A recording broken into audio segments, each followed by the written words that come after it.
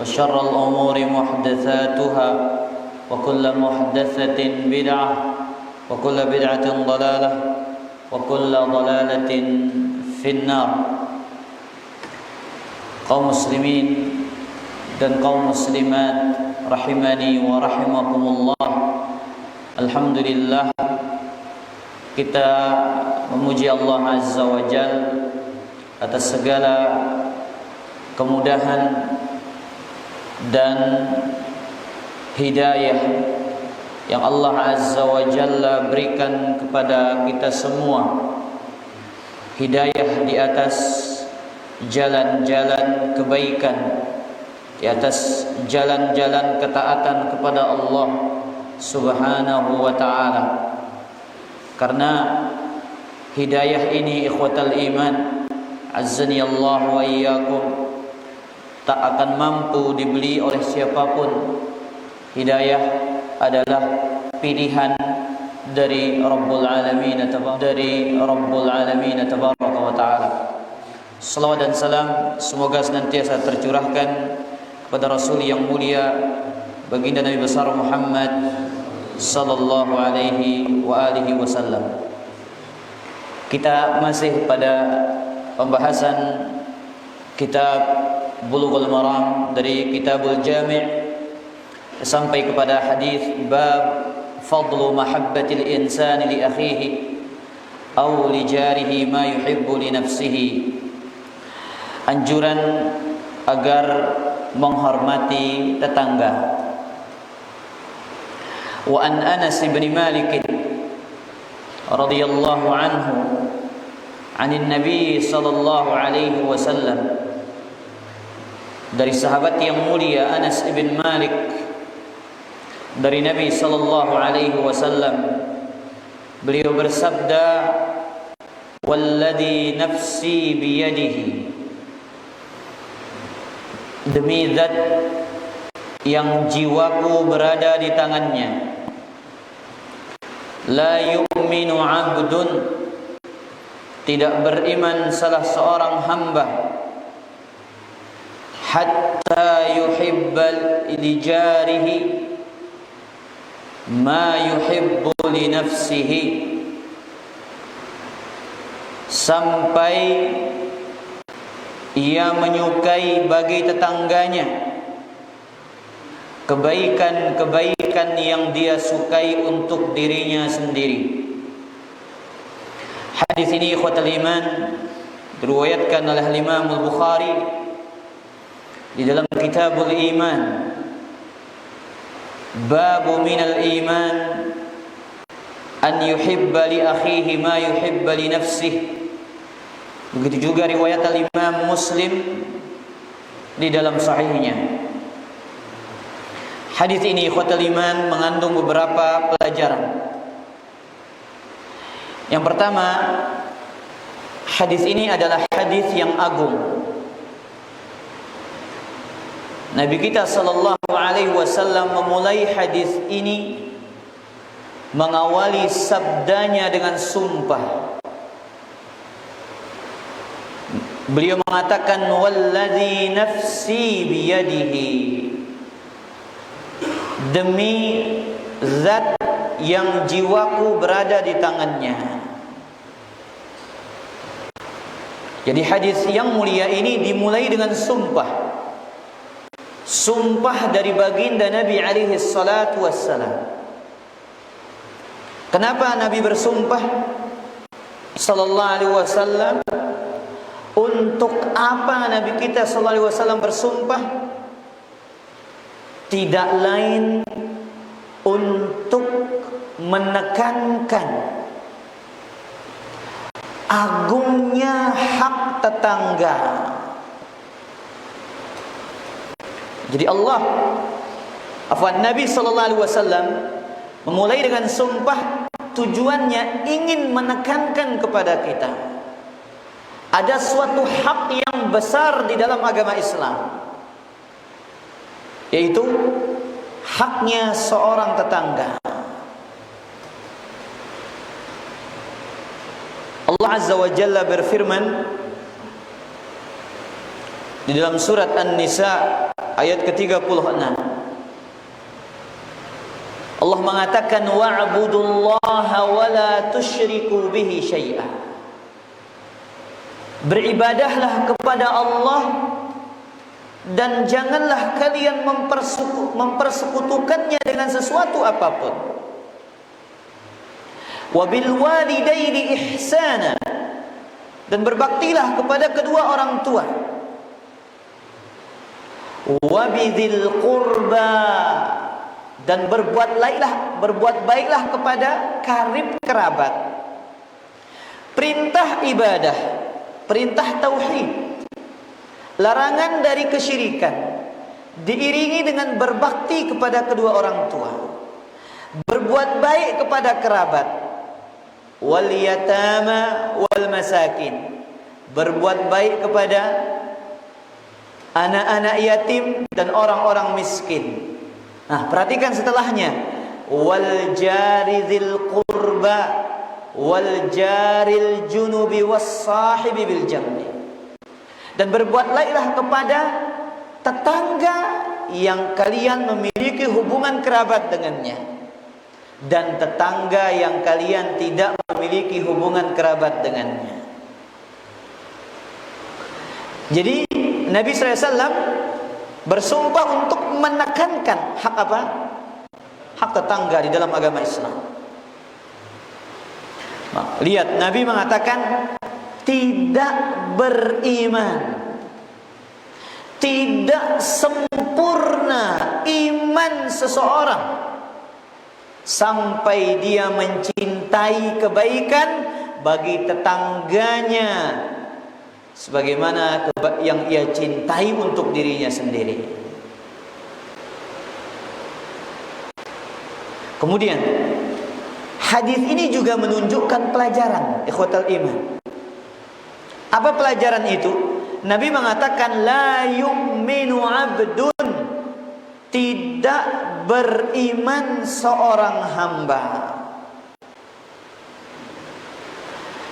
Apa maksudnya? Tidak sempurna iman seorang hamba. Bukan berarti menafikan, meniadakan keimanan secara mutlak, tapi yang dinafikan adalah kesempurnaan iman. Ya'na beriman. Ini kata Nabi SAW, ya'na beriman. Maksudnya kesempurnaan iman, bukan meniadakan iman secara mutlak. Kemudian apa maksud tidak sempurna iman seseorang? Artinya, ya, jawabannya ada pada setelahnya. Hatta yuhibba li jarihi ma yuhibba li nafsihi, sampai ia mencintai bagi tetangganya kebaikan apa yang ia cintai untuk dirinya. Ini menunjukkan mencintai kebaikan bagi tetangga adalah kewajiban. Kenapa? Kata Syekhul Islam Ibnu Taimiyah, tidaklah sesuatu dinafikan, ditiadakan dalam syariat kecuali karena sesuatu yang ditinggalkan tersebut adalah menghasilkan sesuatu yang wajib. Kata Syekhul Islam, tidaklah sesuatu ditiadakan dalam syariat kecuali karena meninggalkan suatu kewajiban. Jadi dalam agama taniki para jamaah, seringkali Nabi SAW mengatakan tidak beriman. La imana liman la amanata lahu, wala dina liman la ahda lahu. Ini contoh mirip dengan hadis ini. Apa kata Nabi tadi? Tidak beriman. Hadis yang lain juga Nabi mengatakan tidak ada iman bagi orang yang tidak ada amanahnya. Tidak ada agama bagi orang yang tidak memegang janji. Ini menunjukkan bahwasanya sesuatu yang dinafikan dalam syariat, kalau itu menunjukkan adalah suatu kewajiban. Kemudian contoh lain, apa kata Nabi SAW? Ya, irji' fasalli fa innaka lam tusalli. Kembali salat, kamu belum salat. Petulak salat, yak peman salat. Ini meniadakan salat. Tadi meniadakan amanah. Menunjukkan amanah itu wajib. Meninggalkan amanah diponis tidak ada iman. Memenuhi janji adalah wajib. Tatkala meninggalkan berpegang dengan janji, maka tidak ada iman bagi dia. Sebagaimana Nabi mengatakan, kembali kamu sholat, kamu belum sholat. Ini menunjukkan bahwasanya dia belum dikatakan sholat. Sholatnya tidak sah. Berarti khotal iman, mencintai kebaikan bagi tetangga ini adalah suatu kewajiban. Baik. Namun jangan salah dipahami. Apa maksudnya para jamaah? Tidak beriman seorang hamba sampai dia mencintai bagi tetangganya apa yang ia cintai dari kebaikan untuk dirinya sendiri. Kita punya rumah 2 tingkat, berarti kita harus kasih tetangga kita 2 tingkat. Kita punya kendaraan 3, kita harus juga kasih tetangga kita apa? Kendaraan 3. Bukan begitu maksudnya. Namun ada keinginan dalam hati kita, tetangga kita seharusnya memiliki apa yang kita miliki. Ini maksud hadis ini para jamaah. Bukan berarti apa yang kita miliki harus kita kasih kepada orang lain dah. Artinya ada keinginan dalam hati kita, arak kemelenta, apa si beduenta, mudah-mudahan yang berdua tetangga entah. Apa yang kita miliki juga kita harapkan ada pada tetangga kita. Kita bahagia, kita juga ingin tetangga kita bahagia. Ya, berhasil nalatrong Aceh. Berarti kita juga kepengen tetangga kita berhasil apa? Nanam tomat sebagaimana kita berhasil. Sukses kita dalam bisnis, kita juga kepengen tetangga kita sukses dalam bisnisnya. Nah, tapi masalahnya lihat tetangga beli motor baru, kita tidak dapat beli motor baru, akhirnya panaslah di dada. Nah, ini yang masalah. Nyugulang Honda baru, itu jantara tadah musim panas ini yang mana? Allahu Akbar. Ini maksudnya. Kemudian Nabi mengatakan tetangga. Para jamaah yang dimuliakan oleh Allah, apa yang dimaksud dengan tetangga? Para ulama kita menjelaskan tentang tetangga ini. Apa kata mereka? Diambil dari kata al-jiwar. Tetangga diambil dari kata jiwar. Artinya al-musakanah wal mulasaqah. Tinggal berdekatan dan berdempetan. Itu secara bahasa. Kemudian Al-Imam Syafi'i mengatakan dalam kitabnya Al-Um, kullu man qaraba badanuhu badana sahibihi qila lahu jar. Setiap orang yang badannya dekat dengan badan orang lain, itu disebut tetangga. Berarti selabu tetangga nangka ini. Kata Imam Syafi'i rahimahullah, Ya, siapapun yang dekat badannya dengan badan orang lain disebut tetangga. Berarti ini berlaku umum. Yang dagang di pasar tetanggaan, yang duduk di bangku sekolah tetanggaan, yang duduk berdampingan kajian tetanggaan. Baik. Kemudian Al-Imam Ar-Raghib Al-Asfahani dalam kitabnya Al-Mufradat fi Gharibil Quran, apa kata beliau? Mendefinisikan, menjelaskan makna dari kata tetangga. Apa kata beliau? Al-jaru man yaqrubu maskanuhu mink. Tetangga adalah orang yang tempat tinggalnya dekat denganmu.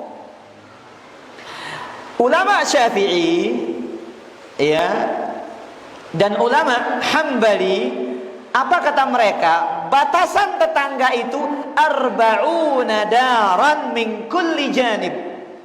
40 rumah dari segala penjuru. Depan 40 rumah, belakang 40 rumah, kiri 40 rumah, kanan 40 rumah. La ilaha illallah. Tetangga sebalik para jamaah ini, julumudi kiri kanan. Tetangga. Mereka bersandar kepada suatu hadis. Hadis ini hadis yang dhaif, tapi hadis ini hadis yang dhaif, ya, hadis yang lemah. Apa bunyi hadisnya? Haqqul jar arba'una daran. Hak tetangga itu 40 rumah. Hakadha wa hakadha wa hakadha. 4 kali Nabi isyarat. Depan, belakang, kiri dan kanan. Tapi sayang hadisnya apa? Dhaif. Sebagian mengatakan batasan tetangga itu yang dekat rumahnya. Al-mulasiq min jami'il jihad. Si rapat-rapat. Berarti yang dekat, ya, yang dekat, paling dekat misalkan ya 4-3 rumah, 5 rumah itu dekat. Kiri, kanan, depan, belakang. Sebagian mengatakan ma yajma'uha masjidun aw masjidani mutaqariban. Batasan tetangga itu dia sholat satu masjid. Nah, beselabu si sholat di masjid itu tetangga wah ini. Sholat satu masjid. La ilaha illallah. Baik, sebagian mengatakan innal urfa huwa alladhi yadbitu qadiyatal jiwar. Sebagian mengatakan urf, kebiasaan. Suatu negeri, suatu tempat menjadi batasan tetangga, itu sudah menjadi batasan bagi tetangga. Karena tidak ada nas dan dalil yang jelas dalam masalah itu. Berarti kembali kepada apa? Urf, kebiasaan. Misalkan di dusun Bantek niki berapa 10 rumah tetangga, ya itu sudah 10 tetangga itu, 10 rumah itu adalah dikatakan tetangga. Baik. Para jemaah yang dimuliakan oleh Allah. Kemudian para ulama mengatakan tetangga itu ada 3.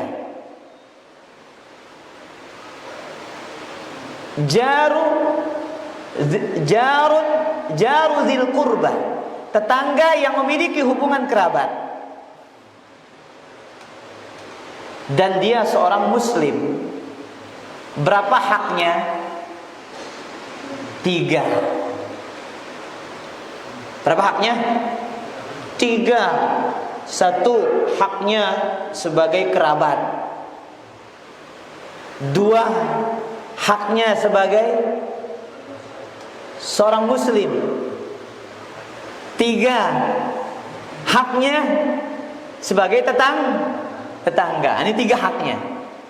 Tetangga muslim sekaligus berapa haknya?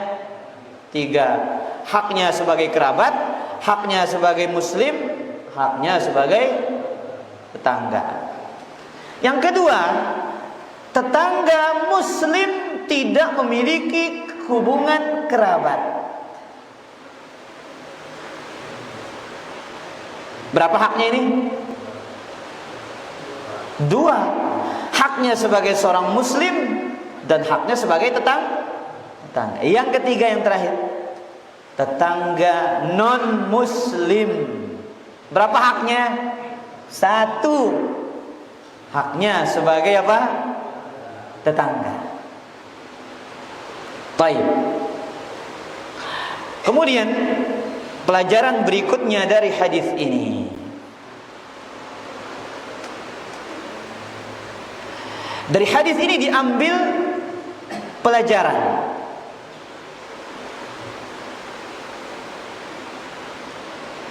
kita dituntut berbuat baik kepada saudara sesama muslim secara umum.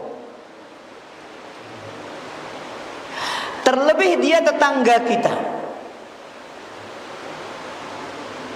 Apabila dia menjadi seorang tetangga, lebih ditekankan lagi untuk berbuat baik kepadanya.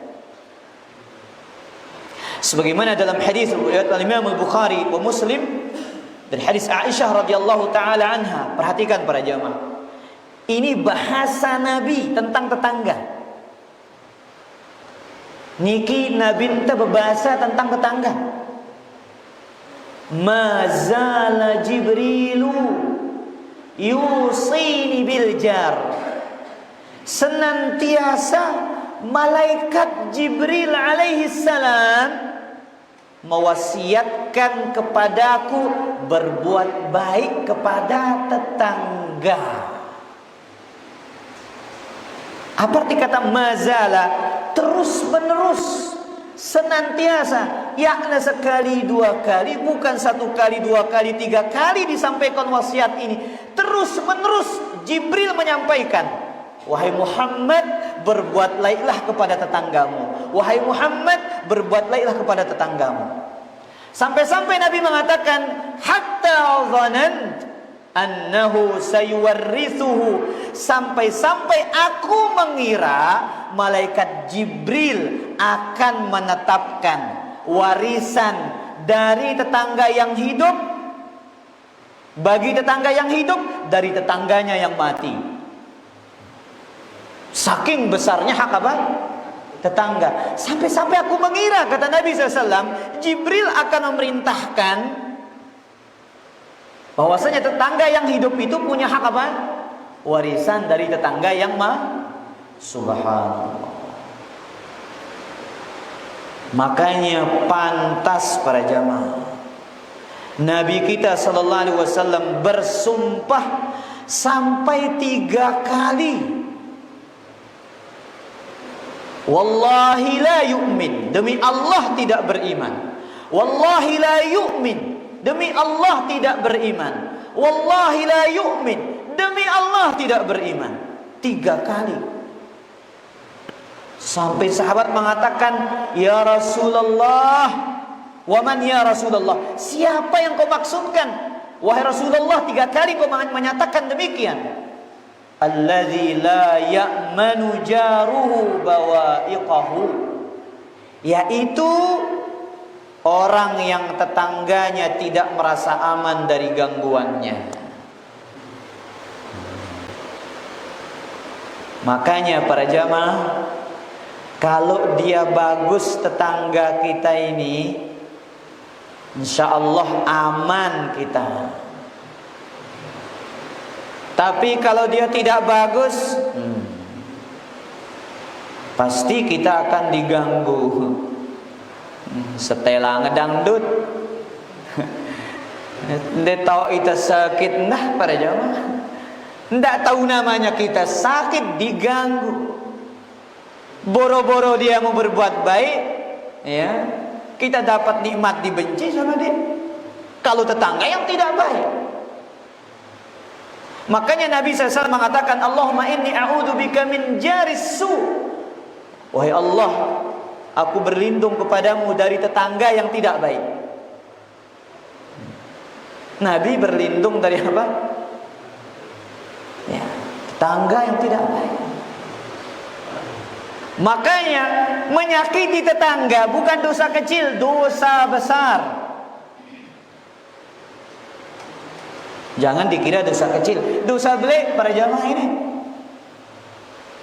Ya, rerunggu sautna tiba halaman tetanggana. Ya. Ai urungan bekas mandi yang mambu, yang bau itu dibiarkan tidak diperbaiki ke tetangganya. Ini menyakiti tetangga.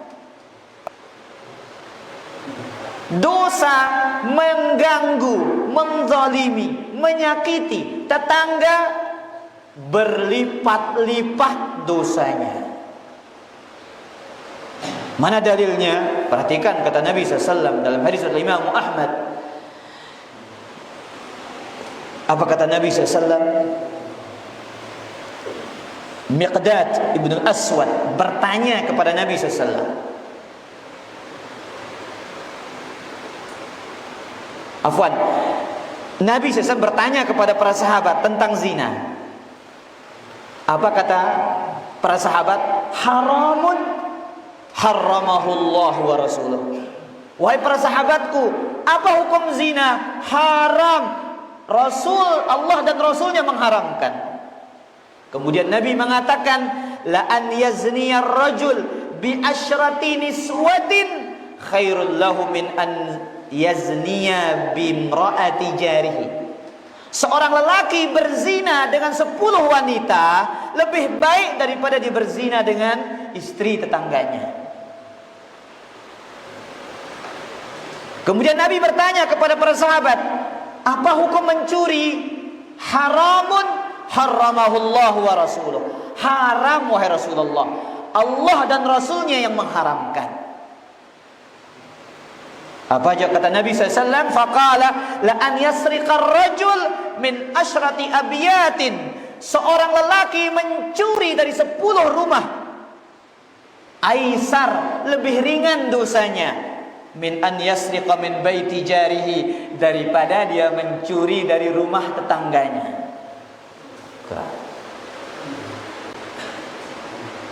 Ampuk maling mau arah saya.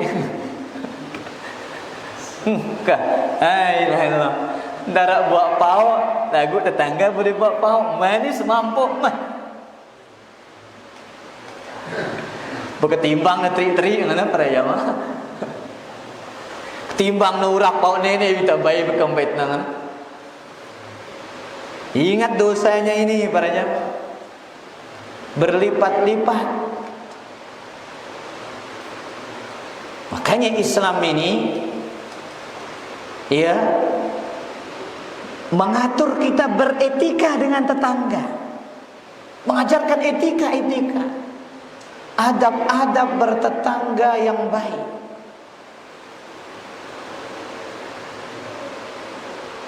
Baik.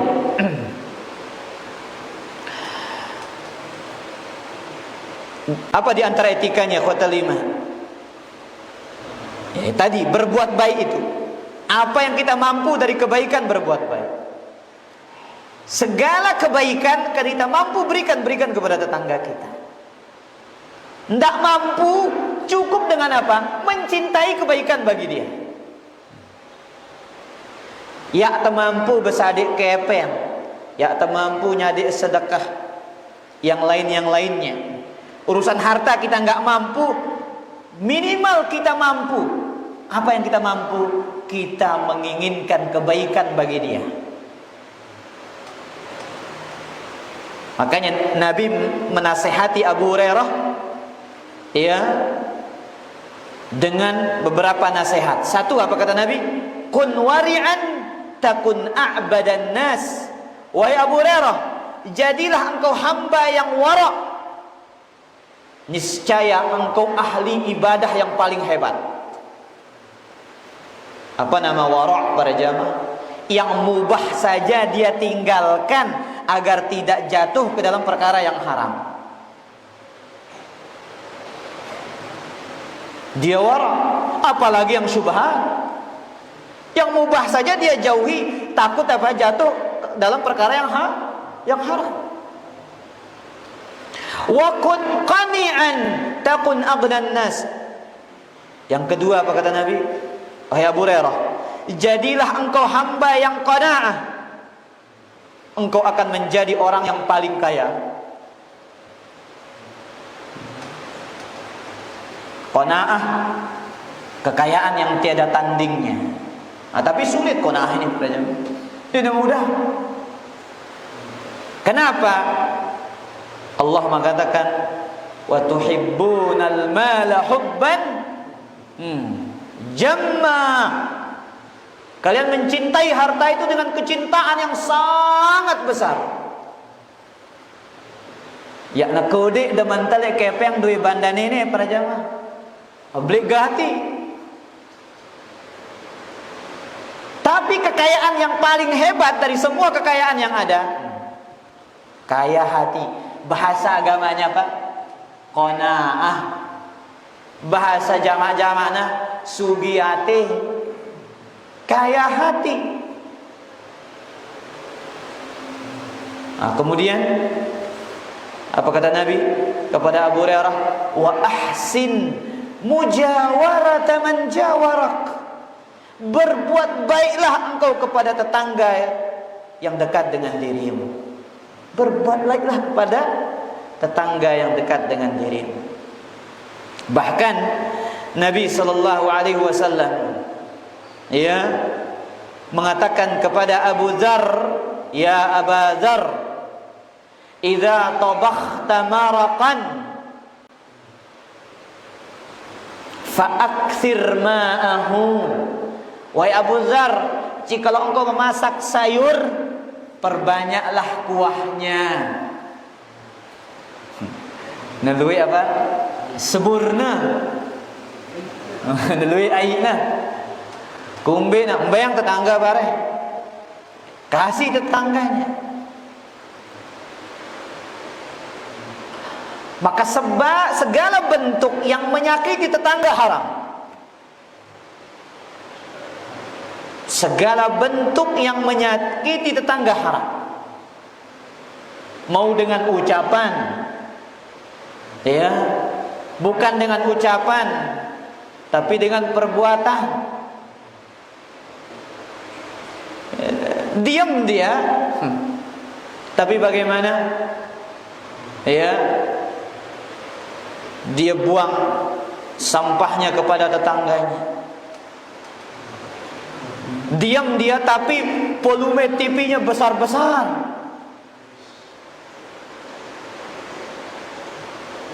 Jadi ingat ini para jamaah, waktu istirahat, kunya telang, apa kata dengar dakwah ini. Betul niat kita baik para jamaah, tapi kita nggak sadar di situ kita menyakiti orang. Nih, pendengar nih dakwah bagus nih ya. Lagu, engkatan para jamaah, batur sakit dah ya ada tahu. Tidak tahu tetangganya sakit, dia besarkan volumenya. Dia menyakiti tetangganya. Makanya kita ingat sebuah kisah yang sering kita sampaikan ikhwatal iman. Ketika Nabi sallallahu alaihi wasallam ditanya oleh salah seorang sahabat tentang apa? Hak tetangga. Hadis Abu Hurairah, kata Imam Tirmidzi, ya Rasulullah, kata sahabat ini, wahai Rasulullah, inna fulanah, ada seorang wanita, yuzkar min kasrati salatiha wa siyamiha wa sadaqatiha ghaira annaha tu'zi jiranaha bilisaniha. Hai Rasulullah, ada seorang wanita ibadah salatnya banyak, ibadah puasanya luar biasa, sedekahnya hebat. Cuman satu kurangnya wahai Rasulullah, suka menyakiti tetangganya dengan lisannya. Puasa hebat, sholat hebat, sedekah hebat. Belamun nih aja, luar biasa ini jemaah. Surga wah ini. Ya neman masih para jemaah. Cuman satu kekurangannya, kata sahabat ini bertanya, lisannya ini mengganggu tetangganya. Apa kata Nabi SAW? Hiya finnar, dia di neraka. La ilaha illallah.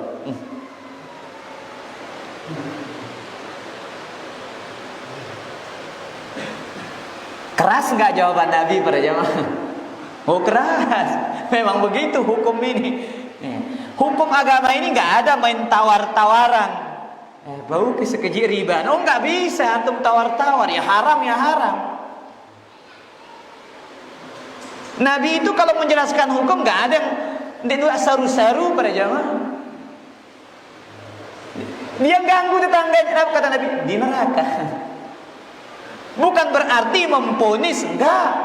Tapi ini ancaman. Laki ini kembali bertanya, ya Rasulullah, inna fulana, seorang wanita, yuzkar min qillati siyamiha wa sadaqatiha wa salatiha. Ada wanita satu lagi ya Rasulullah, puasanya sedikit, salatnya sedikit, sedekahnya sedikit. Wa innaha tasaddaqu bil aswari minal aqid. Tapi dia suka bersedekah kepada tetangganya dengan sedikit dari keju yang sudah kering. Wala tu'dhi jiranaha bilisaniha, dan dia tidak suka mengganggu tetangganya dengan lisannya. Apa jawaban Nabi? Hiya fil jannah. Dia di mana? Di surga. Makanya ini menunjukkan apa para jamaah? Besarnya dosa orang-orang yang menyakiti apa? Tetangga. Baik. Makanya di antara etika kita bertetangga, kasih hadiah. Meskipun dia bukan seorang muslim. Sahabat Abdullah bin Amr bin Al-As punya tetangga seorang Yahudi. Dalam Sahih Bukhari, suatu ketika beliau menyembelih seekor kambing. Apa katanya? Ahdaitum li jariyal Yahudi? Apakah kalian sudah ngasih hadiah dari daging kambing ini kepada tetanggaku seorang Yahudi? Apa kata budaknya? Al-Yahudi aslahakallah. Yahudi ini masa atas adik ya. Ini Yahudi ini. Ini Yahudi. Masa kita mau kasih dia semoga Allah memperbaiki keadaanmu? Padahal kita tahu siapa yang paling besar permusuhannya terhadap Islam? Yahud. La tajidanna ashaddan nasi adawatan lil ladzina amanu yahud. Engkau akan mendapati manusia yang paling keras permusuhannya terhadap orang-orang beriman, orang-orang Yahud, walladzina asyraku, dan orang-orang yang melakukan. Lihat para jamaah, jangan heran apabila hobi mereka membantai. Nabi saja dibunuh dalam satu hari 70. Sebagaimana Ibnu Qayyim menyebutkan dalam satu waktu membantai Nabi berapa? 70 para jamaah. Makanya sebutkan dalam Al-Qur'an wa yaqtuluna an-nabiyina bighairil haqq. Mereka membunuh para nabi tanpa kebenaran. Kan tidak ada yang berharga nyawa itu menurut mereka. Nyawa para nabi saja tidak berharga, apalagi nyawa-nyawa yang lain. Ini bahasa Al-Quran tentang mereka. Makanya wajar budaknya Abdullah bin Amr ini mengatakan apa? Masa kita kasih dia ini, sedangkan dia apa? Yahudi. Dijawab, sami'tu Rasulullah sallallahu alaihi wasallam yaqul, aku mendengar Nabi sallallahu alaihi wasallam bersabda, ma zala Jibril yusini bil jar. Senantiasa Jibril memerintahkanku untuk berbuat baik kepada tetangga.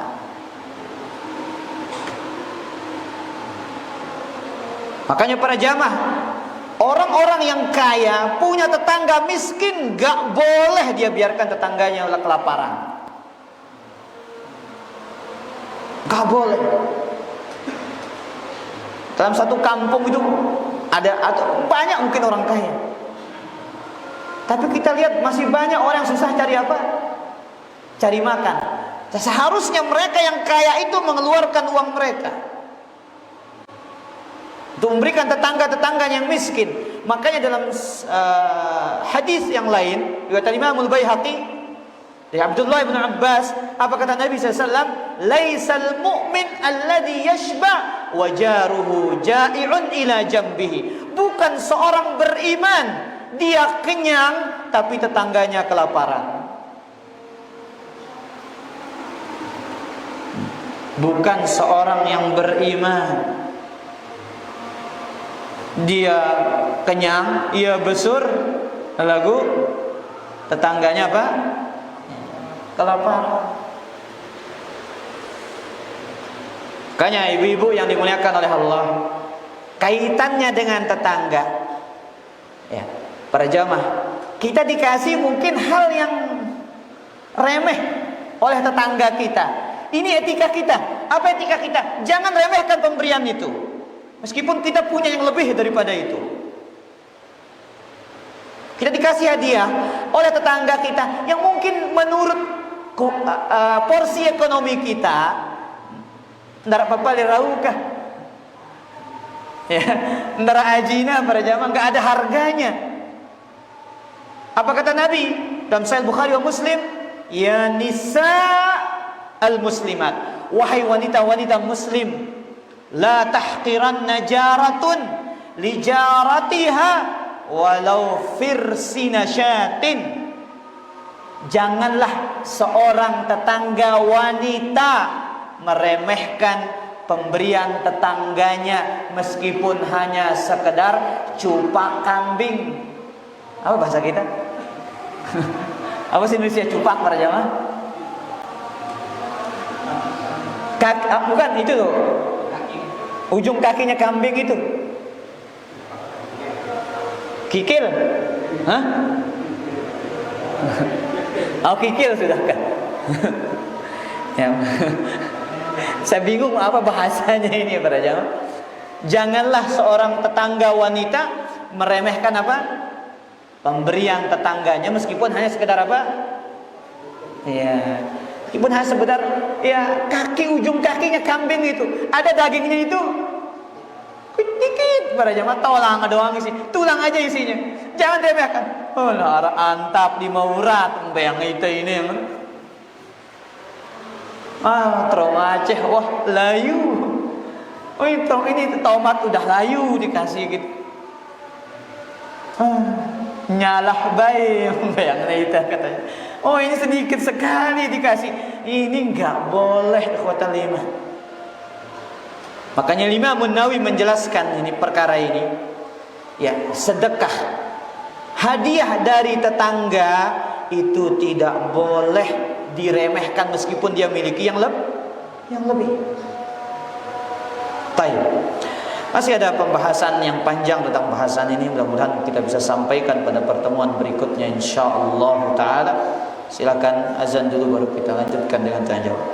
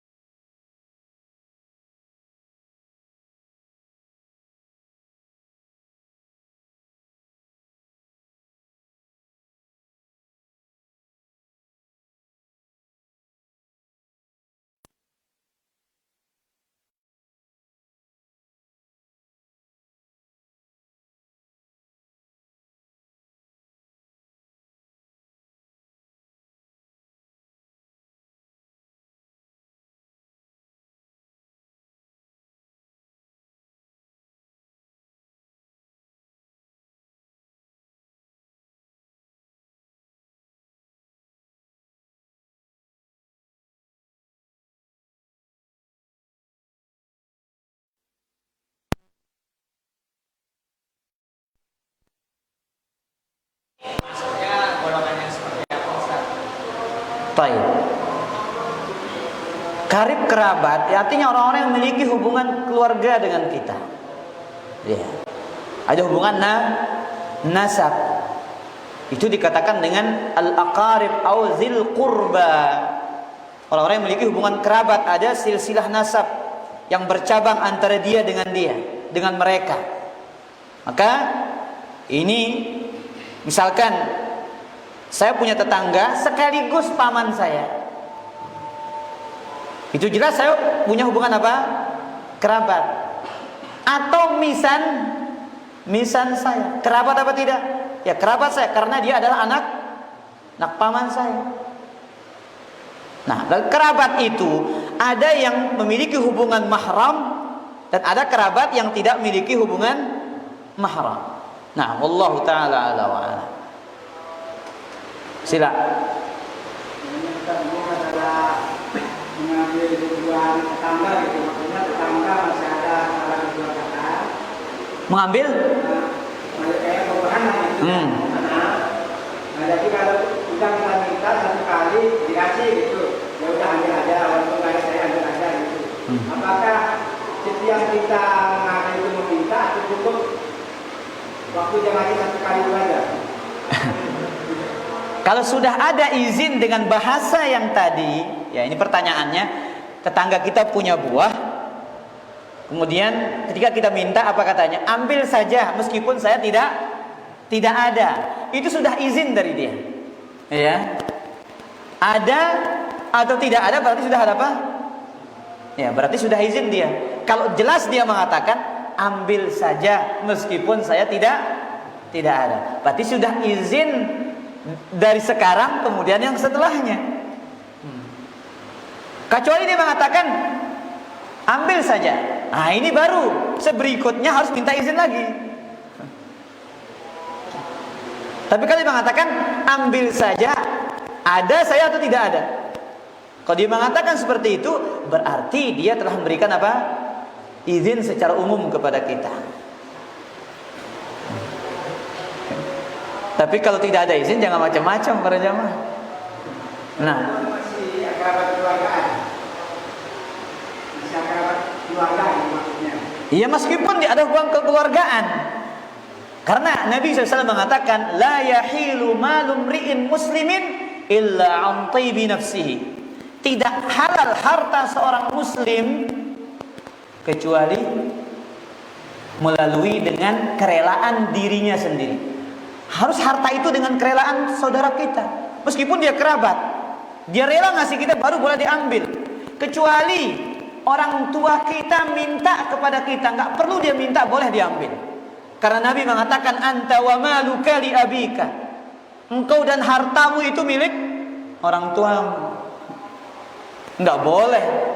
Ama kante bau pau kuane. Bapak, katakan apa kau ambil mangga saya? Enggak boleh dia mengatakan seperti itu kepada bapaknya, kepada orang tuanya. Orang tua enggak dia minta, kita yang ngasih pada jamaah. Kita yang bawakan. Bagaimana kisah hadis ini? Ketika salah seorang lelaki datang kepada Nabi sallallahu alaihi wasallam mengeluhkan bapaknya yang mengambil apa? Hartanya. Kemudian Jibril berpesan kepada Nabi, tolong ya, dengar apa yang dikatakan oleh lelaki ini kepadamu. Itu pesan Jibril kepada Nabi SAW. Ya, dengar apa sesuatu yang belum pernah disampaikan keluar dari lisannya bapak ini, dengar dari dia. Kata Jibril alaihissalam kepada Nabi Muhammad SAW. Akhirnya sang ayah didatangkan, sang anak didatangkan. Coba kau katakan kepada anakmu, dia mengeluhkan bahwanya engkau mengambil hartanya. Wahai Rasulullah, kata sang ayah, tidaklah aku mengambil hartanya kecuali untuk keperluan bibi-bibinya, bukan hanya keperluan diriku sendiri. Kemudian apa kata Nabi SAW? Sampaikan Apa yang belum pernah disampaikan oleh lisanmu, yang belum pernah keluar dari dua bibirmu, perdengarkan kepada diriku. Diperdengarkanlah bait-bait syair yang berisi kesedihan dan keluh kesah orang tua kepada anaknya ini. Setelah itu baru Nabi pegang, apa bahasa kita ini? Kerah bajunya. Ya, ditarik sama Nabi kerah bajunya anak ini. Anta wa maluka li abika, sambil kesal Nabi kita mengatakan, engkau dan hartamu itu milik bapak. Nah, wallahu taala a'la wa a'lam. Ada pertanyaan yang lain? Nah, satu lagi. Kadang-kadang kebanyakan kita kan, ya kadang-kadang yang ada itu baru minta, kadang-kadang kebanyakan begitu. Bagaimana itu? Enggak boleh. Iya. Orang kalau sudah ngambil, mau nggak mau pasti direlakan. Meskipun dia dalam hatinya dikugemas. Iya. Meskipun dia mengatakan apa? Iya. Seikhlas saya katanya. Iya, mungkin lisannya ikhlas, tapi hatinya nggak ikhlas. Ingat kaidah ini para jamaah. Tidak halal harta seorang muslim kecuali karena kerelaan dirinya sendiri. Jangan ini kebiasaan jelek ini para jamaah, kebiasaan buruk. Ambil barang orang baru minta. Ya. Seharusnya dia minta dulu baru ngambil. Itu cara yang benar dalam agama itu. Bukan mencuri dulu baru minta maaf. Ini kan dia mencuri dulu, baru dia apa? Minta maaf. Dan minta maaf itu berat loh para jamaah.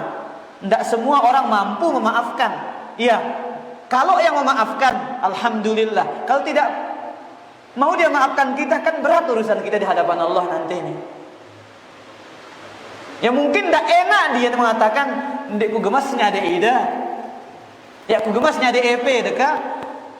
Mungkin itu berat.